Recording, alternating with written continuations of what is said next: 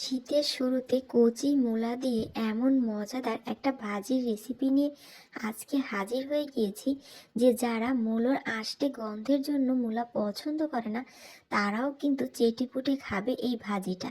তাহলে চলুন কথা না বাড়িয়ে ঝটপট রেসিপিটি দেখে নেওয়ার অনুরোধ রইল। আসসালামু আলাইকুম, ওয়েলকাম টু জেস্ট লাইফ। এখানে আমি ভাজির জন্য একটা মাটির কড়াইতে প্রথমেই তেল দিয়ে দিচ্ছি। তেলটা একটু গরম হলে আমি এখানে পেঁয়াজ আর রসুন কুচি করে রেখেছিলাম সেটা দিয়ে দিচ্ছি। পেঁয়াজ আর রসুনটা অবশ্যই একটু কুচি দিবেন, ভাজিতে ভালো লাগে তাহলে। এরপর আমি একটু আস্ত এখানে জিরা আর দুটো এখানে শুকনা মরিচ আমি ছিঁড়ে দিয়ে দিয়েছি।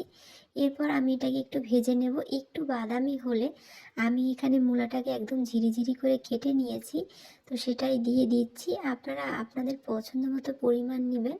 তো এখন আমি সামান্য একটু এখানে হলুদের গুঁড়া দিচ্ছি, ব্যাস আর কিছুই দেব না। এখন এটাকে আমি একদম ভেজে নেব।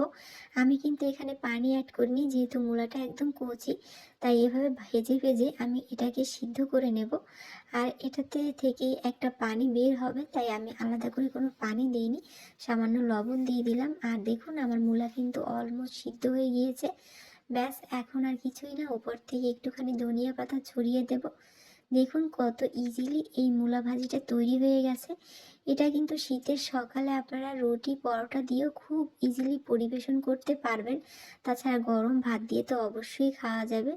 তো আজকের রেসিপিটি আপনাদের কেমন লাগলো অবশ্যই কমেন্টে জানাতে পারেন। তাছাড়া আপনার পছন্দের শীতের সবজির বিষয়েও বলতে পারেন। আজ এই পর্যন্তই, সকল ভালো থাকবেন। আল্লাহ হাফেজ।